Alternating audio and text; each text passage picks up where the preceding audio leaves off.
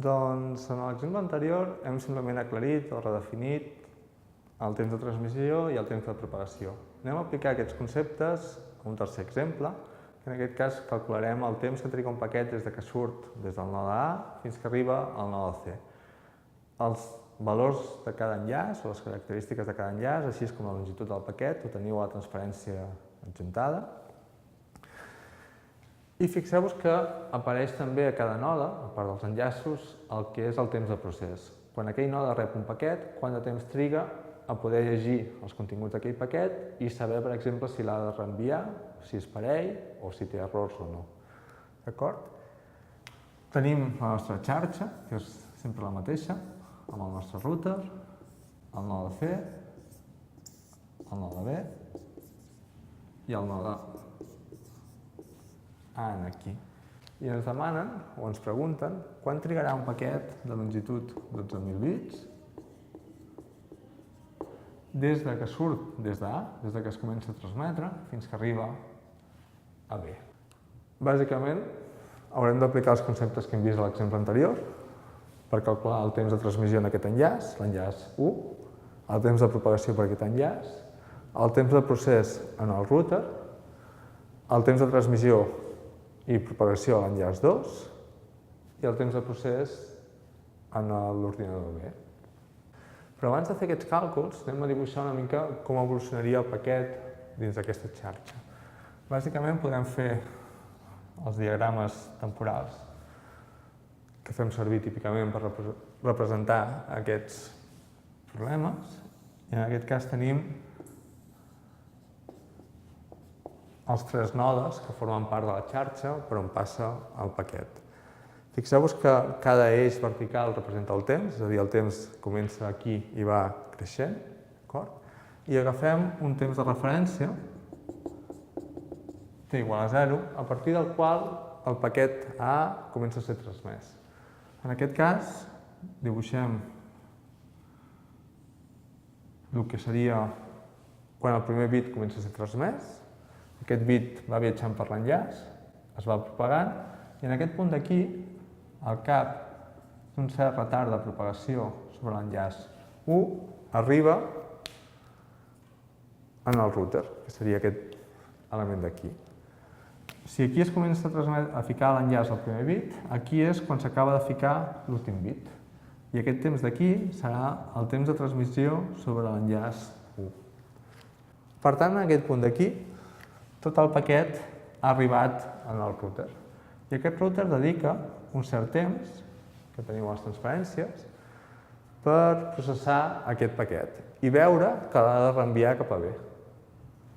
En funció de les capçaleres que contingui aquest paquet, s'inclou, bàsicament, l'adreça destí, el router decideix si enviar-ho cap a C o cap a B.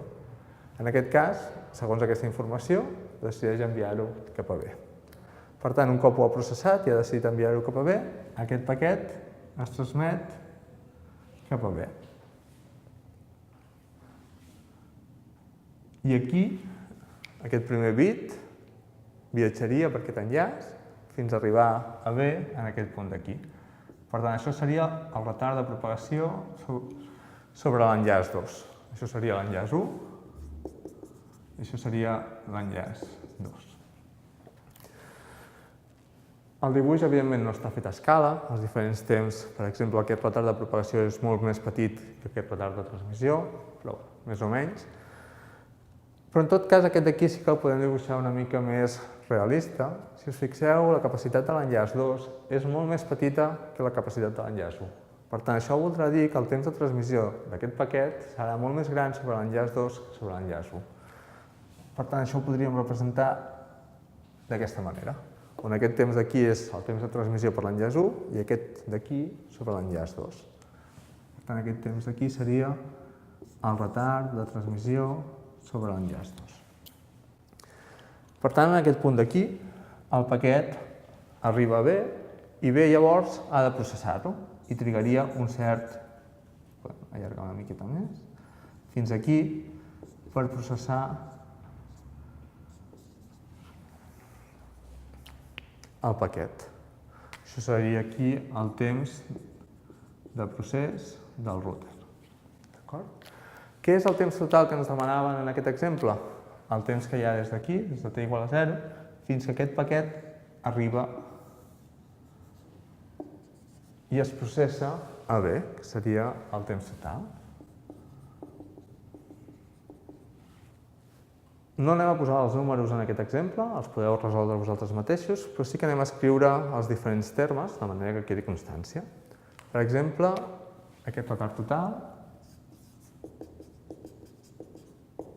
tindrà simplement un primer terme, un segon terme, un tercer terme, un quart terme, un quart terme que seria el retard de propagació, un cinquè terme i un sisè terme.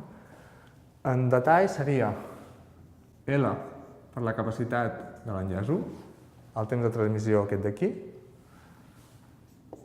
més aquest temps de propagació, que seria la distància de l'enllaç 1 partit per la velocitat de propagació de l'enllaç 1, més el temps de procés del router, que aquest sí que és un valor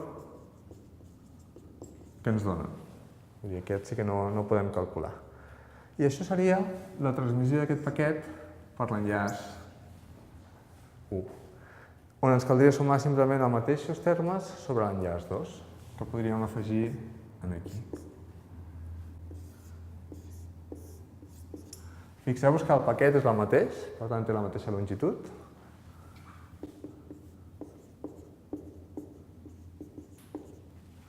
El temps de propagació serà diferent, perquè tant la longitud o la distància de l'enllaç 2 comparada amb l'enllaç 1 és diferent. De fet, fixeu-vos que l'enllaç 2 és molt més llarg que l'enllaç 1, pels valors que teniu a les transparències.